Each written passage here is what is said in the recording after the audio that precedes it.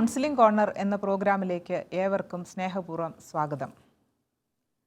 ഭൂമിയിൽ നിന്ന് ചന്ദ്രനിലേക്കും അവിടെ നിന്ന് ചൊവ്വയിലേക്കും മനുഷ്യൻ പറക്കുകയാണ്. എങ്കിലും അതിനൂതനമായിട്ടുള്ള ഈ സാങ്കേതിക വിദ്യകളുടെ നടുവിലും പ്രശ്നസങ്കീർണമാണ് മനുഷ്യജീവിതം.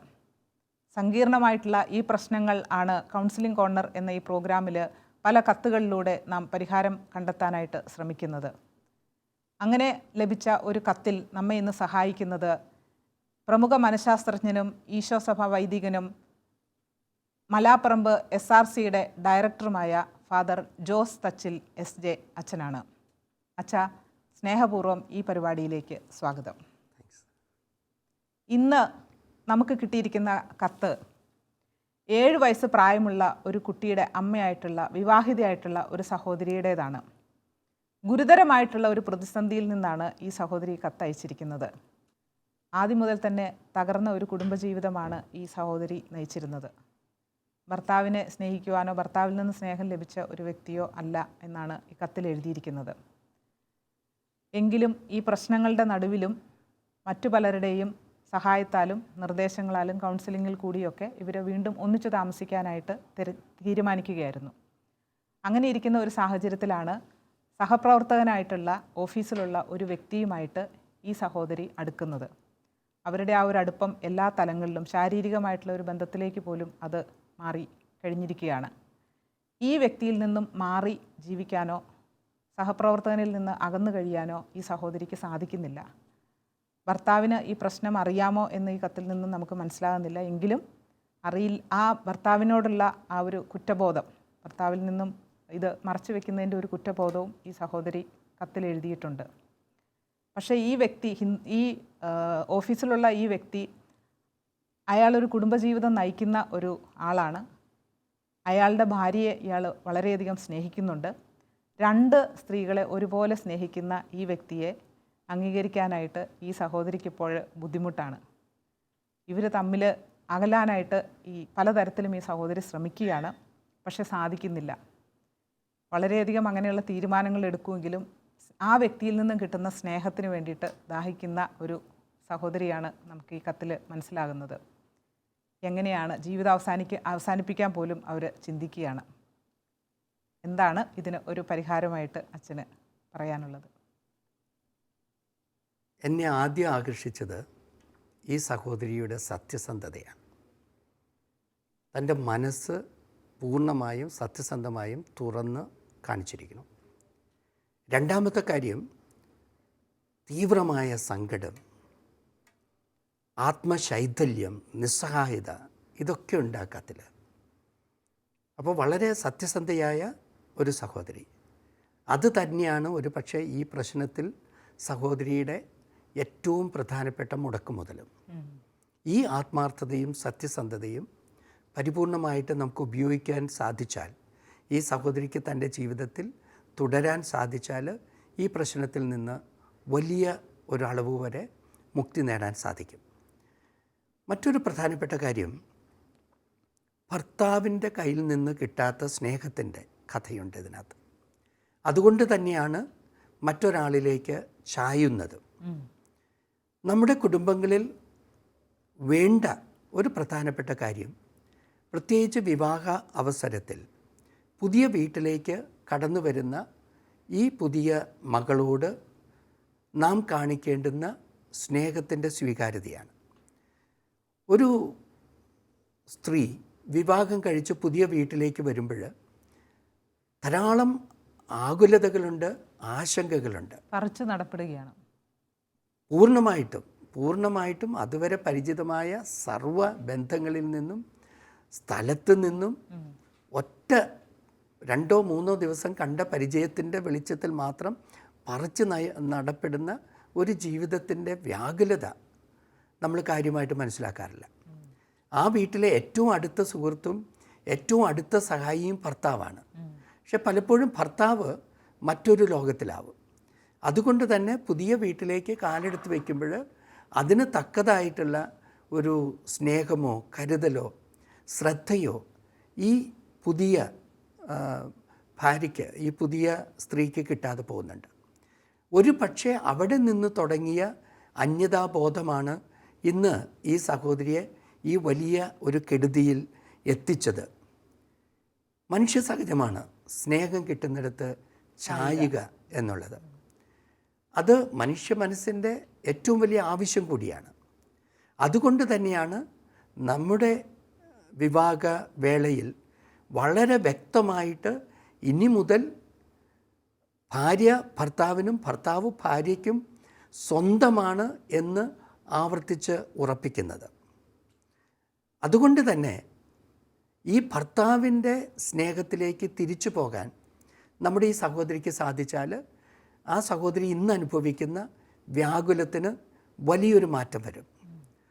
താൻ സ്നേഹിക്കുന്ന പുരുഷനെ വിട്ടുകളയാൻ മടിക്കുന്ന ആ മനസ്സിന് കാതലായിട്ടുള്ള ഒരു മാറ്റം ഉണ്ടാവും. അപ്പോൾ ഏറ്റവും പ്രധാനപ്പെട്ടത് ഭർത്താവിനിലേക്ക് തിരിച്ചു വരിക എന്നാണ്. അത്ര എളുപ്പമല്ല അത്. കാരണം ഭർത്താവിനെ പറ്റി സങ്കടമുണ്ട്, ഭർത്താവിൻ്റെ സ്നേഹത്തെപ്പറ്റി സംശയമുണ്ട്, ഭർത്താവിൻ്റെ കരുതൽ ഒട്ടും അനുഭവിക്കാത്ത ഒരാളാണ്. പക്ഷേ ഈ ഭർത്താവിനും ഉണ്ട് നന്മകൾ.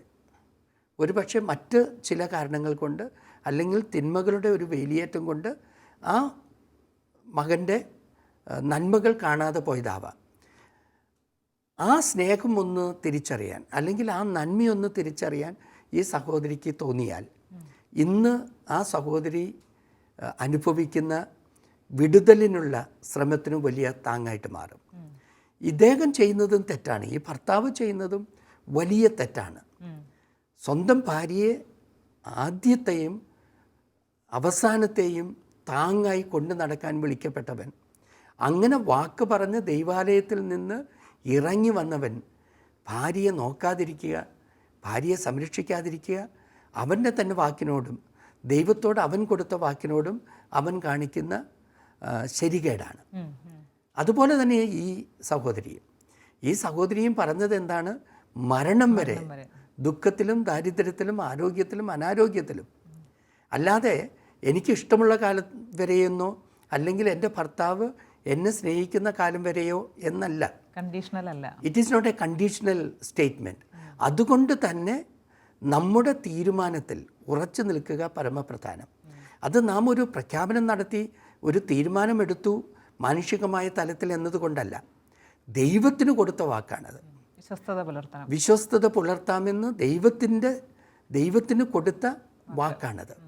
അതുകൊണ്ടാണ് നമ്മൾ ഈ വിവാഹത്തെ കുദാശയെന്നും വിവാഹത്തെ ദൈവ സാന്നിധ്യത്തിൽ നടത്തുന്ന അതിപാവനമായ ആത്മദാനമെന്നും നമ്മൾ പറയുന്നത്.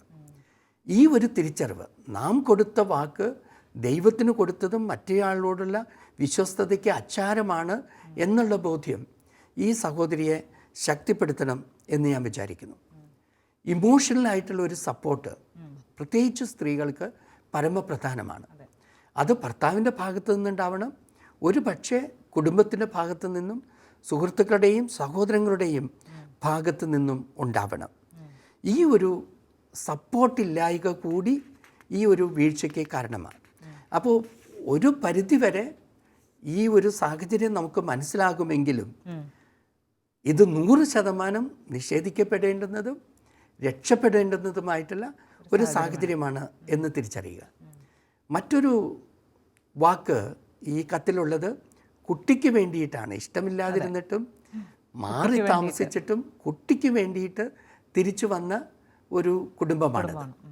ഇപ്പോൾ പിന്നെ കുട്ടി എവിടെ പോയി? ആ കുട്ടിക്കുള്ള പ്രാധാന്യം തിരിച്ചു പിടിക്കേണ്ടതില്ലേ? തീർച്ചയായിട്ടും. കാരണം ഇന്ന് കുടുംബങ്ങളിൽ കുഞ്ഞുങ്ങൾ അനുഭവിക്കുന്ന വ്യഥകൾക്ക് അതിരുകളില്ലാതെ മാതാപിതാക്കളുടെ ജീവിതം കൊണ്ടും അവരുടെ ദുർമാതൃക കൊണ്ടും അവരുടെ ബന്ധത്തിലുള്ള വിള്ളലുകൾ കൊണ്ടും ഇന്ന് കുഞ്ഞനുഭവിക്കുന്ന ദുരിതങ്ങൾക്ക് കണക്കില്ല, നാളെ അവരാകുന്ന ചീത്തത്വങ്ങൾക്ക് കണക്കില്ല. അപ്പം ആത്യന്തികമായിട്ട് ഈ കുഞ്ഞിനെ തീവ്രമായി സ്നേഹിക്കുന്ന ഒരു അമ്മച്ചിയാണിത്. അതുകൊണ്ട് തന്നെ തൻ്റെ കുഞ്ഞിന് വേണ്ടിയിട്ടെങ്കിലും തന്നെയും തൻ്റെ സ്വാർത്ഥതയെയും തൻ്റെ താല്പര്യങ്ങളെയും അതെത്ര മനുഷ്യ സഹജമാണെങ്കിൽ പോലും മാറ്റിവെക്കുക പരമപ്രധാനമാണ്. എളുപ്പമല്ല അത്, പക്ഷെ സാധ്യമാണ്. ഭർത്താവിൻ്റെ സ്നേഹം തിരിച്ചറിയാൻ ശ്രമിച്ചു തുടങ്ങുക. അതിനുള്ള ആദ്യപടി അദ്ദേഹത്തെ സ്നേഹിക്കുന്ന ആൾക്കാരുമുണ്ട്, അദ്ദേഹത്തെ നന്നായി കരുതുന്ന ആൾക്കാരുണ്ട്, അവർ അദ്ദേഹത്തിൽ കാണുന്ന ഗുണങ്ങളെപ്പറ്റി ഒന്ന് ചിന്തിച്ചു തുടങ്ങുക. മറ്റൊരു പ്രധാനപ്പെട്ട കാര്യം, ഇന്ന് നിലനിൽക്കുന്ന സ്ത്രീ പുരുഷ ബന്ധത്തിൻ്റെ പവിത്രതയ്ക്ക് വിരുദ്ധമായിട്ടുള്ള ചില സാഹചര്യങ്ങളെ പറ്റിയുള്ള പ്രസ്താവമാണ്. സ്വാഭാവികമാണെങ്കിൽ പോലും പണ്ടില്ലാത്ത ഒരു അടുപ്പവും സ്നേഹത്തിൻ്റെ തീവ്രതയും ഇപ്പോൾ ഉണ്ടായി വരുന്നുണ്ട്. കാരണം നമുക്ക് 24 മണിക്കൂറും ഒരാളുമായിട്ട് ബന്ധപ്പെടാൻ സാഹചര്യമുണ്ട്. പണ്ടൊക്കെ ഓഫീസിൽ ഔദ്യോഗികമായ ബന്ധങ്ങൾ മാത്രം, അതിനപ്പുറം വീടും പിന്നെ അതിൻ്റെ പരിസരങ്ങളും മാത്രമാണ് ആശ്രയം. ഇന്ന് അങ്ങനെയല്ല. ഓഫീസിൽ നിന്ന് പോന്നാലും മൊബൈൽ വഴിയും മറ്റുമൊക്കെ 24 മണിക്കൂറും ബന്ധപ്പെടാവുന്ന സാഹചര്യം ഉള്ളതുകൊണ്ട് നാം ആഗ്രഹിച്ചാൽ പോലും ഒരു പക്ഷേ ഇതിലേക്ക് വീണു പോകും. അതിനൊറ്റ മാർഗമേ ഉള്ളൂ, അതിരുകളിടുക. പലപ്പോഴും നമ്മൾ നമ്മുടെ ബന്ധങ്ങൾക്ക് അതിരുകളിടണം, നമ്മുടെ പെരുമാറ്റങ്ങൾക്ക് അതിരുകളിടണം. അതില്ലാത്തതിൻ്റെ ചീത്തത്വമൊന്നുമല്ല. ഈ സഹോദരിക്ക് ധാരാളം നന്മയുണ്ട്, ധാരാളം സ്നേഹിക്കപ്പെടാനുള്ള ആഗ്രഹമുണ്ട്, അതിൻ്റെ തീവ്രമായ ഇല്ലായ്മയുണ്ട്. ഇതൊക്കെ ആണെങ്കിലും അതിരുകൾ വയ്ക്കാത്തതിൻ്റെ അപകടം കൂടി ഇതിനകത്തുണ്ട്. മറ്റൊരു കാര്യം നമ്മൾ എപ്പോഴും ശ്രദ്ധിക്കേണ്ടുന്നത് ഈ ഭർത്താവിൻ്റെ ഭാഗത്ത് നിന്നുണ്ടാവേണ്ടുന്ന മാറ്റത്തെ പറ്റിയാണ്. ഇത് കേട്ടിരിക്കുന്ന ഭർത്താക്കന്മാർ എപ്പോഴും അറിയേണ്ടുന്നത് നിങ്ങളുടെ സ്നേഹത്തിൻ്റെ താങ്ങാണ് നിങ്ങളുടെ ഭാര്യമാർക്ക് അവരുടെ ജീവിതത്തിൻ്റെ ബലമെന്ന് തിരിച്ചറിയണം. ആ താങ്ങില്ലെങ്കിൽ അവരെത്ര മിടുക്കരായിരുന്നാലും, ഒരുപക്ഷെ നിങ്ങളുടെ ഭാര്യമാർ വളരെ കഴിവുറ്റ പ്രഗത്ഭമതികളായിരിക്കാം, പക്ഷേ അവർക്ക് ജീവിതത്തിൻ്റെ നേരിൽ നിലനിൽക്കാൻ, അവരുടെ വാക്കിൻ്റെ ആത്മാർത്ഥതയിൽ നിലനിൽക്കാൻ നിങ്ങളുടെ സ്നേഹത്തിൻ്റെ താങ്ങ് വേണം. നിങ്ങൾക്കും ഇതേ വിശ്വസ്തത നിങ്ങൾക്കും അനിവാര്യമാണ്. നിങ്ങൾക്കും വേണം നിങ്ങളുടെ ഭാര്യയുടെ സ്നേഹത്തിൻ്റെ താങ്ങ്. അതുകൊണ്ട് ഏറ്റവും ആദ്യമായിട്ടും അവസാനമായിട്ടും സഹോദരി ചെയ്യേണ്ടത് തീരുമാനമെടുക്കുക. ഞാൻ ഇതിലേക്ക് ഇനി എന്ത് സംഭവിച്ചാലും, എൻ്റെ ഹൃദയം പൊടിഞ്ഞാലും എന്തു സംഭവിച്ചാലും ഞാൻ ഇതിലേക്ക് വരില്ല, ഞാനിത് മുന്നോട്ട് കൊണ്ടുപോകില്ല എന്ന് തീരുമാനിക്കുക. എന്നിട്ട് അത് അടിയുറച്ച് നിൽക്കുക. ഇപ്പോഴ് അത് അസഹനീയമായിട്ട് തോന്നും, പക്ഷേ ഇത് സാധ്യമാണ്. ആദ്യത്തെ കുറച്ച് ദിവസം വലിയ വേദന തോന്നും, ഭ്രാന്തി പിടിക്കുന്ന പോലെ തോന്നിയേക്കാം, സഹോദരി കത്തിലെഴുതിയിരിക്കുന്നത് പോലെ. പക്ഷേ സാവധാനത്തിൽ ഇത് സഹോദരിക്ക് സാധ്യമാവും. ഒപ്പം ഭർത്താവിനെ പറ്റിയുള്ള നന്മകൾ ഓർക്കുക, ഭർത്താവിനോട് കൂടുതൽ കാരുണ്യം കാണിക്കുക, കൂടുതൽ അടുപ്പം കാണിക്കുക. ഇങ്ങോട്ടും ഒന്നും കിട്ടിയില്ലെങ്കിൽ പോലും തിരിച്ച് സ്നേഹിക്കാൻ പറ്റുക, ആ വ്യക്തിയെ നേടിയെടുക്കുക. അതാണല്ലോ ബൈബിൾ പറയുന്നത്. നമ്മളെ സ്നേഹിക്കുന്നത് കൊണ്ടല്ല നമ്മൾ മറ്റുള്ളവരെ സ്നേഹിക്കാത്തത്. ശത്രുവിനെ സ്നേഹിക്കണം എന്ന് ബൈബിൾ പറയും. ശത്രുവല്ലെങ്കിലും ഭർത്താവിനെ സ്നേഹിക്കേണ്ടത് എത്രയധികമാണ് എന്നുകൂടി ഒരു സൂചന ഉണ്ട്. അപ്പോൾ ദൈവികമായ ഒരു കാഴ്ചപ്പാടിലേക്കാണ് ഈ ഒരു അനുഭവം ഈ സഹോദരിയെ ക്ഷണിക്കുന്നത്. നമ്മളെപ്പോഴും പറയുന്നത് പോലെ ശാശ്വതമായ സ്നേഹം ദൈവത്തിൻ്റേതാണ്, ഒരിക്കലും തള്ളിക്കളയപ്പെടാത്ത സ്നേഹം. ഭർത്താവിൻ്റെ സ്നേഹത്തിന് ഏറ്റക്കുറച്ചിലുകളുണ്ട്, മനുഷ്യരുടെ ഏത് സ്നേഹത്തിനും ഏറ്റക്കുറച്ചിലുകളുണ്ട്. പക്ഷെ ദൈവത്തിൻ്റെ സ്നേഹത്തിന് വിശ്വസ്തതയുണ്ട്, അതിന് പരിപൂർണമായ ഉറപ്പുണ്ട്. എല്ലാ കാലങ്ങളിലും, എല്ലാ സാഹചര്യങ്ങളിലും, എല്ലാ അവസ്ഥകളിലും നമ്മളെ സ്നേഹിക്കുന്ന ദൈവത്തിൻ്റെ സ്നേഹത്തിലേക്ക് തിരിച്ചു പോവുക. ഇനി ഈ സഹോദരി വിചാരിക്കുന്നത് പോലെ ഈ പുതിയ വ്യക്തിയുമായിട്ട് വളരെ ആത്മബന്ധമുണ്ട്, തീവ്രമായ പ്രേമമാണ് എങ്കിൽ പോലും ഒന്നോർക്കുക, അദ്ദേഹം കുടുംബജീവിതം നയിക്കുന്ന, സ്നേഹിക്കുന്ന ഒരു ഭാര്യയുള്ള ആളാണ്. അദ്ദേഹത്തിന് ഭാര്യയെ വിട്ടുകളയാൻ ഇഷ്ടമല്ല എന്നുകൂടി വരുന്നു. ഇപ്പോഴും ഈ സഹോദരിക്ക് സ്വന്തം ഭാര്യയെ സ്നേഹിക്കുന്ന ഭർത്താവിനോട് ഉള്ള അവകാശബോധം കൊണ്ട് ആ മനുഷ്യൻ്റെ സ്നേഹത്തെ പോലും വെറുപ്പോടെ കാണുന്ന സാഹചര്യമുണ്ട്. സ്നേഹിച്ചു കൊള്ളാം ജീവിതകാലം മുഴുവൻ എന്ന് തീരുമാനിച്ച് ജീവിച്ചു തുടങ്ങിയ 2 പേര് അത് മറന്നിട്ട് പരസ്പരം സ്നേഹിച്ചു തുടങ്ങുമ്പോൾ ഈ സ്നേഹത്തിന് എത്ര കാലം നിലനിൽപ്പുണ്ടാവും? ഈ ആരവങ്ങൾക്കപ്പുറം ഇതിന് നിലനിൽപ്പുണ്ടാകുമോ എന്നുള്ളൊരു അന്വേഷണം കൂടി പ്രധാനം. ആത്യന്തികമായിട്ട് ആശ്രയിക്കുക ദൈവത്തിൽ മാത്രം. മകനു വേണ്ടി, സ്വന്തം ജീവിതത്തിൻ്റെ സുരക്ഷിതയ്ക്ക് വേണ്ടി, സ്വന്തം ജീവിതത്തിൻ്റെ അഭിമാനത്തിന് വേണ്ടി, സ്വന്തം കുടുംബത്തിനു വേണ്ടി, സ്വന്തം ഭർത്താവിനും തൻ്റെ തന്നെ സ്വന്തമായ സന്തോഷത്തിനും വേണ്ടി മറ്റേയാളെ മറക്കുക, തമ്പുരാനിൽ അർപ്പിക്കുക. മറക്കുക അത്ര എളുപ്പമല്ല. അദ്ദേഹത്തെ തമ്പുരാന് കൊടുക്കുക, ഈ സ്നേഹത്തെ തമ്പുരാന് കൊടുക്കുക. എന്നിട്ട് നമ്മെ ശക്തിപ്പെടുത്തണമേ നമ്മുടെ കുടുംബജീവിതത്തിൽ എന്ന് പ്രാർത്ഥിക്കുക. അത് സാധ്യമാണ് നമ്മുടെ സഹോദരിക്ക്.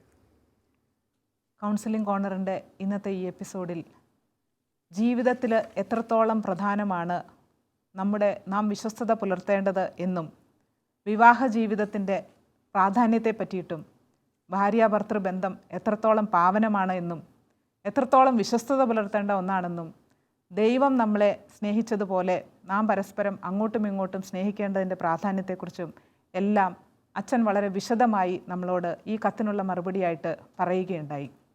ഇത് ഈ എപ്പിസോഡ് കണ്ടുകൊണ്ടിരിക്കുന്ന നിങ്ങളുടെ ഏവരുടെയും ജീവിതത്തിൽ വളരെയധികം സഹായകമായി എന്ന് ഞങ്ങൾ കരുതുകയാണ്. ഇനിയും ഇതുപോലുള്ള പ്രശ്നങ്ങളെ നിങ്ങളെ അലട്ടുമ്പോൾ, അല്ലെങ്കിൽ നിങ്ങളുടെ ചുറ്റുമുള്ളവരുടെ ജീവിതത്തിൽ ഇതുപോലുള്ള പ്രശ്നങ്ങളുണ്ട് എന്ന് നിങ്ങൾ മനസ്സിലാക്കുമ്പോൾ തീർച്ചയായിട്ടും അത് ഒരു കത്തിൻ്റെ രൂപത്തിൽ ശാലോം ടി വിയിലേക്ക് അയയ്ക്കുക. അച്ഛാ, ഇന്ന് ഈ എപ്പിസോഡിൽ ഇവിടെ വന്ന് ഞങ്ങൾക്ക് ഈ ഒരു വിശദമായിട്ടുള്ള കുടുംബജീവിതത്തിൻ്റെ പ്രാധാന്യത്തെ പറ്റിയിട്ടും വിവാഹം എന്ന കൂദാശയെ പറ്റിയിട്ടുമെല്ലാം വളരെ വിശദമായിട്ട് തന്നെ ഞങ്ങളോട് സംസാരിച്ചതിന് ഒത്തിരിയേറെ നന്ദി പറയുന്നു. ഈ പ്രോഗ്രാം ഇത്രയും നേരം ഇവിടെ കണ്ടുകൊണ്ടിരുന്ന നിങ്ങൾക്കേവർക്കും ഏറ്റവും സ്നേഹത്തോടെ നന്ദി പറയുന്നു.